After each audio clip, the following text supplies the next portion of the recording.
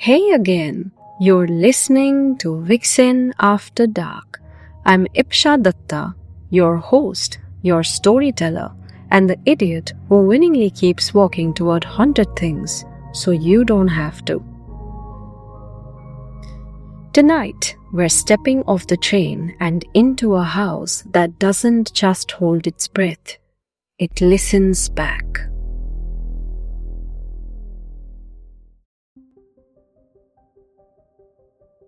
Last time I left Kolkata before dawn, ticket in hand, nerves pretending to be fine. At Howrah station, I met a coolie who was a little too clean, a little too calm, and somehow knew my train, my coach, and my window seat before I even checked my ticket. He led me through the fog, vanished into the crowd, and left me questioning everything about that morning. On the Vande Bharat, between an uncle reading the news like scripture, half-asleep honeymooners, and the Kurkure boys watching cursed reels, the journey felt painfully ordinary. Until it wasn't.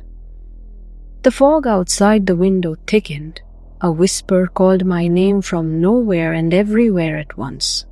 And in the glass, for just a heartbeat, something pale watched back. This is episode 3, The House That Draws in the Dark, the next chapter in Echoes of the One-Eyed Watcher. The train makes it to Bhubaneswar on time, but the real problem? That's waiting on the other side of the platform, in a house that sketches things no one remembers drawing, a corner that refuses to stay empty, and a cat who hears what the living can't. Grab your headphones, sit somewhere you can see the nearest corner of your room, and if your pet suddenly stares at nothing, maybe don't ask what they see.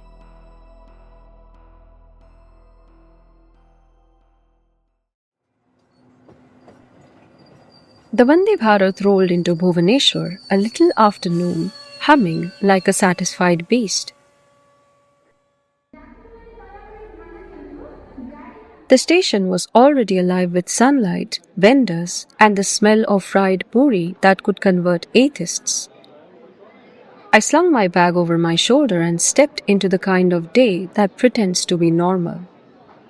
The air here was different, less noise, more waiting.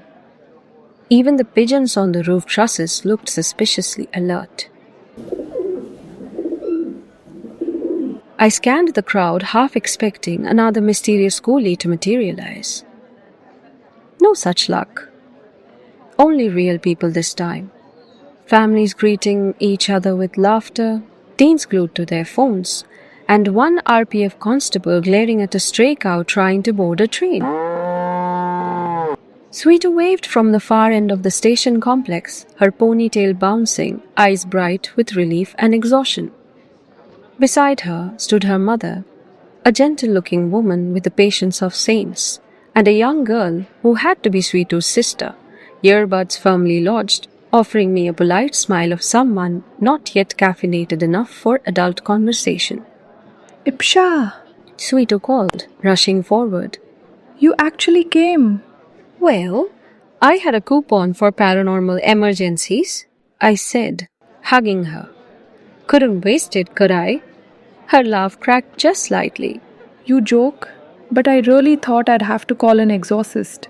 You basically did. Her mother joined us. You must be Ipsha, the friend from Kolkata. We've heard so much about you.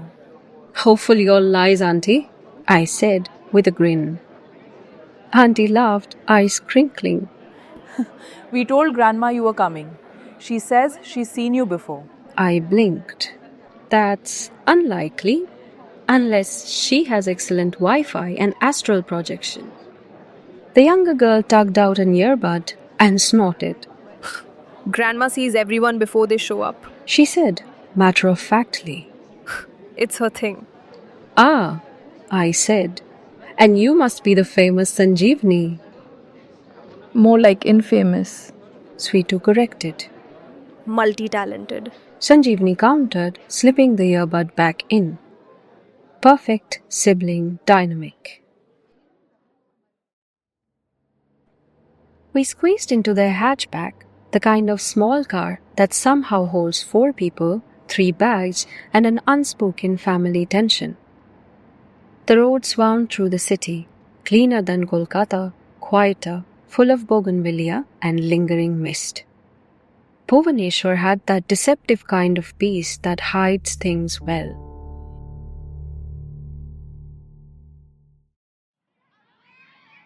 Sweetu's apartment complex looked perfectly ordinary at first glance. Pastel buildings, sleepy guards, kids playing cricket in the courtyard.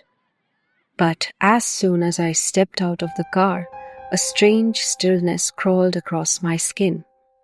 The air was thick, like the pause before someone whispers your name. Inside, the home was warm and lived in. A faint smell of incense, sketchbook stacked near the sofa, a cat toy shaped like a mouse on the floor.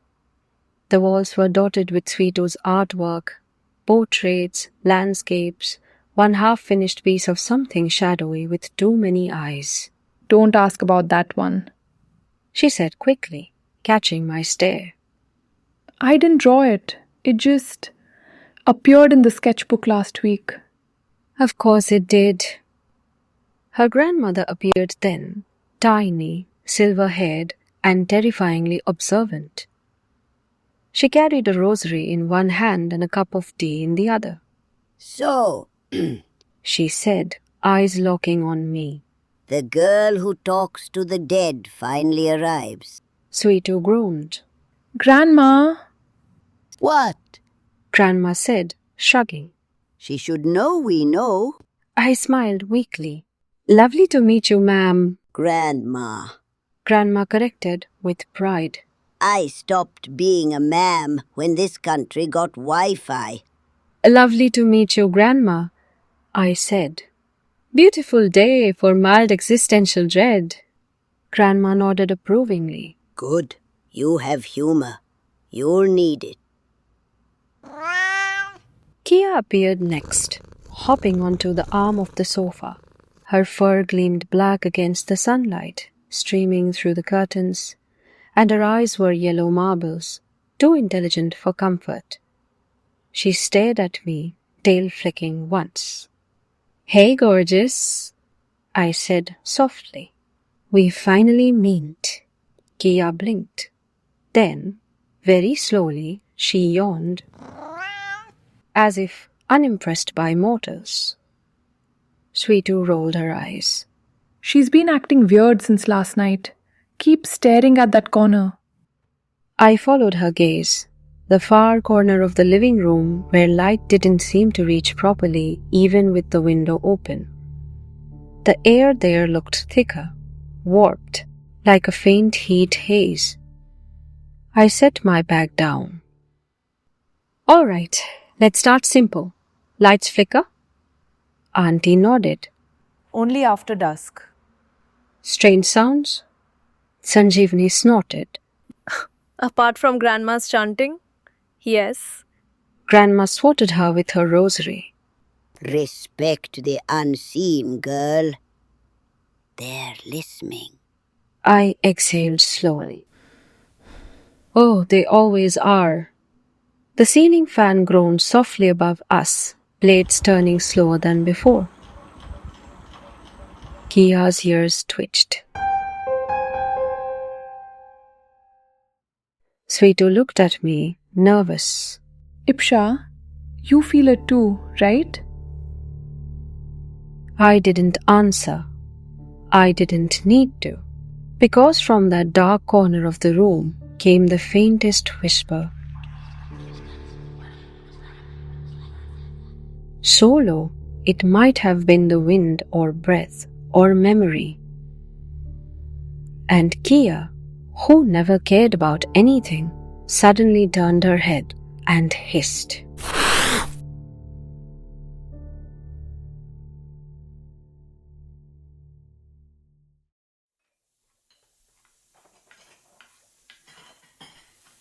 The smell of sautéed mustard and curry leaves filled the apartment, clinging to the curtains and wrapping itself around the afternoon sunlight. The earlier tension had thinned a little, or maybe we were all pretending well enough to make it feel that way. Auntie moved through the kitchen like a woman who had long ago accepted that feeding people was her form of therapy. She ladled dal in two bowls, stirred something in a pan, and said, Eat first, talk to ghosts later. I like her priorities, I said, sliding into a chair at the dining table. Of course you do. Sweetu muttered, setting plates. You'd sell your soul for a decent meal. I shrugged.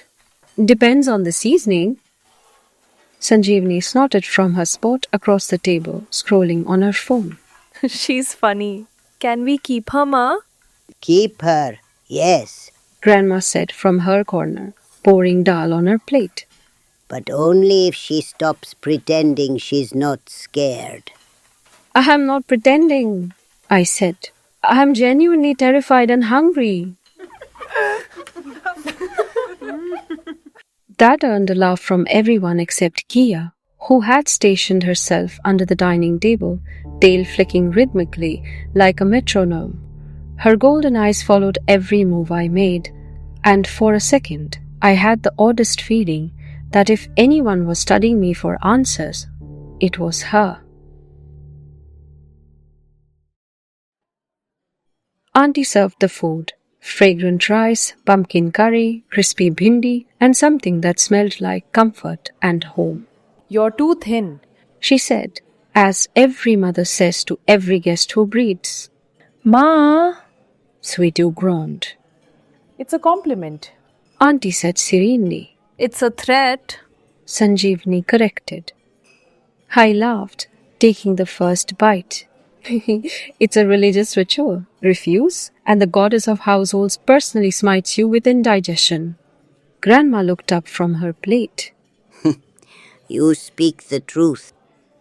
The conversation slipped into easy chaos. Sweetu telling me about her latest artwork, Sanjeevani griping about her college professor, Auntie urging them both to get more sleep, and Grandma occasionally cutting in with a cryptic wisdom like, Don't whistle after dark. It confuses the spirits. Grandma, it's 2025. Sanjeevani said. The spirits have Wi-Fi. And yet, Grandma said. they still prefer silence. It should have been funny, and it was, mostly. But right as she said it, the lights flickered once. Long enough for the silver spoons to gleam oddly, long enough for everyone to stop chewing for exactly one heartbeat. Then, everything went back to normal. Sanjeevani broke the silence. Great. You offended the grid. Sweetu gave me a look that said, See what I mean? I gave her one back that said, I noticed. Kia let out a slow sound, not quite a meow, something smaller, sharper. She stretched, looked toward the living room corner again, and trotted off as if following an invisible string. Sweetu started to rise, but I caught her wrist gently. Let her. Cats don't chase what they can't handle. Auntie sighed. Every time you say something like that, I lose 3 days of sleep. Occupational hazard, I said with a grin, though I kept my gaze on the dark hallway beyond the living room. For now, the air smelled of ghee and laughter, but underneath it, so faintly, I almost missed it, was the static hiss of something waiting to be noticed.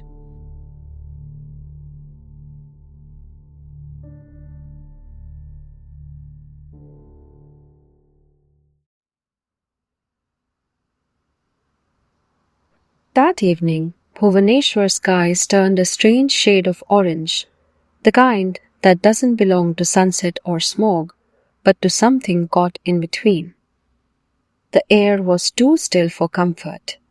Even the stray dogs in the lane outside Sweetu's apartment had gone quiet. their usual arguments replaced by an uneasy truce. From the balcony, the world looked soaked in honey and ash, the light thick and slow. Inside, the house carried the soft sounds of domestic life trying to behave normally. The television muttered half-heartedly in the background. नमस्कार आम ओडिसा को स्वागत करछि मु विजय लक्ष्मी कटक रे बड़ धरणर डकायती योजना पंड The clinking of plates echoed from the kitchen, where Auntie hummed an old Kishore Kumar song, and the faint scratch of pencil on paper drifted from Sweetu's room, where she had been sketching despite my very clear warning to not draw anything weird tonight. Of course, that's exactly when artists get inspired. Sanjeevni sat on the floor beside me, doing her college assignment and pretending she wasn't watching Kia, who had stationed herself under the dining table like a security guard with trust issues. Every few minutes, her tail flicked against the chair leg, thump, thump, thump, like she was keeping time with something none of us could hear. I don't get it. Sanjeevni said, glancing up from her notebook. How do you even know if something's haunted? What if you just imagine it? Oh, I imagine plenty, I said. But hauntings have a pattern. They're like leaky taps. They start with small drips, then suddenly you're flooding. She gave me a look that was half skeptical, half intrigued. And you fix ghost plumbing? Exactly. Only difference is my leaks occasionally scream. Auntie chuckled from the kitchen. As long as they don't eat, I can't handle one more mouth at this table. Technically, I said, if it starts eating, it's no longer a ghost. It's an infestation. That earned me a horrified expression from Sanjeevni and a laughing groan from Sweetu, who had emerged from her room holding a sketchbook against her chest like it was a secret. Her hands were faintly smudged with graphite, and there was a look in her eyes I didn't like. That faraway focus artists get when something inside them draws first and asks questions later. You were supposed to rest, I said. I couldn't. She muttered. The house feels loud. Loud? I echoed. She nodded. Like it's breathing too hard. Something cold trickled down my spine. Kia let out a low growl.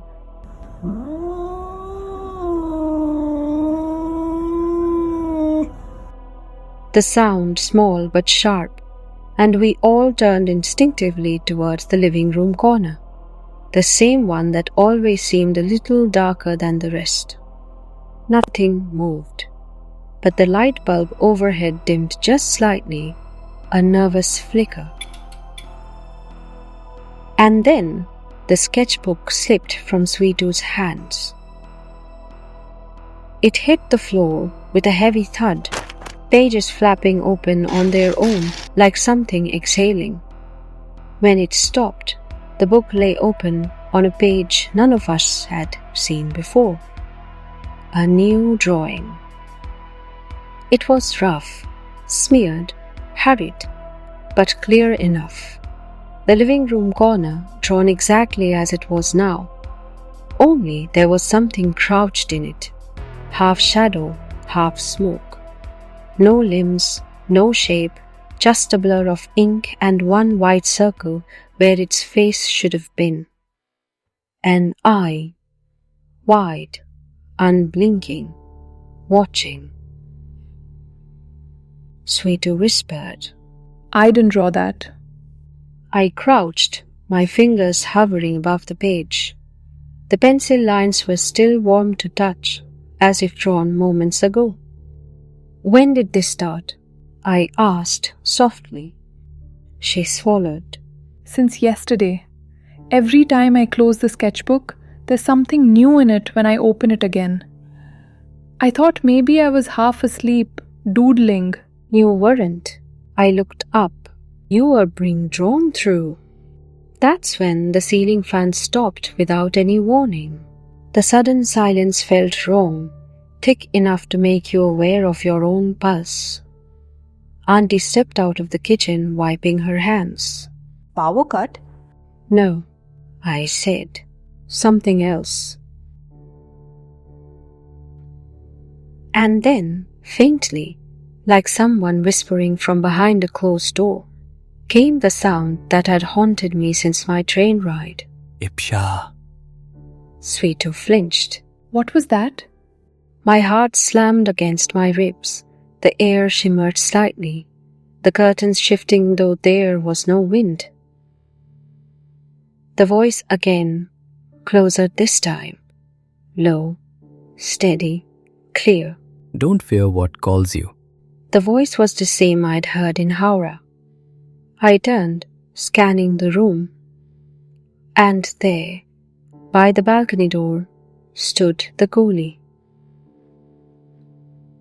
He looked exactly as he had that morning. Tall, neat, red shirt, calm smile. His form shimmered faintly, the way reflections do on hotter spot.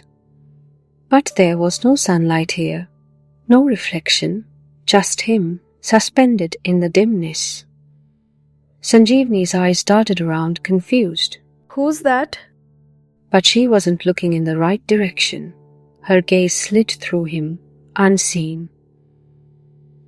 Auntie frowned at me, her spoon midair. Beta? Before I could answer, he inclined his head, that same respectful bow, almost like he was greeting an equal. His voice, when it came, was soft but resonant, brushing the air like a whisper meant only for me. Fear what answers. And then he was gone. Just gone. The air folded in on itself, the smell of sandalwood and iron lingering like punctuation. My pulse thundered. The world snapped back. Everyone else was still staring. At me. Sweetu's hand touched my arm. Ipsha, are you okay? I looked down. The sketchbook had fallen open again on the floor. The new page was darker now.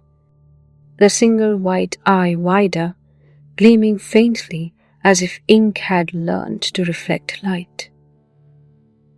Tia hissed from under the table, her fur rising in jagged spikes. The sound drilled into my bones. My head throbbed, and suddenly, right behind my eyes, came a voice. Not in the air, in me. You heard him too, didn't you?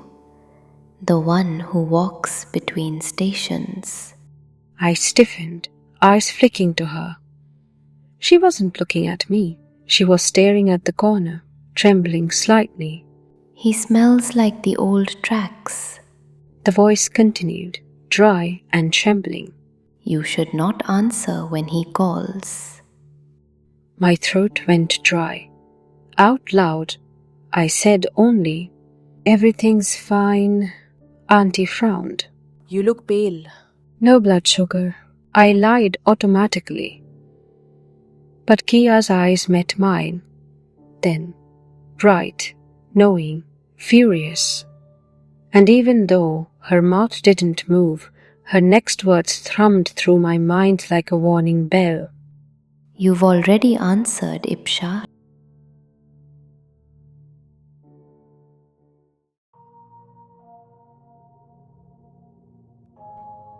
You've been listening to Vixen After Dark. I'm Ipsha Dutta, and if you've stayed with me through whispering corners, hungry sketchbooks, and a very opinionated cat, thank you for keeping me company in the dark. Tonight's episode was The House That Draws in the Dark from my series Echoes of the One-Eyed Watcher. The journey might have reached Bhubaneswar, but clearly something else travelled with me. If you liked what you heard, hit subscribe, share this episode with someone who believes pets see more than we do, and tell me, if your sketchbook started drawing on its own, would you keep turning the pages? New stories drop every other weekend. Until then, Stay curious, stay awake, and stay in the shadows.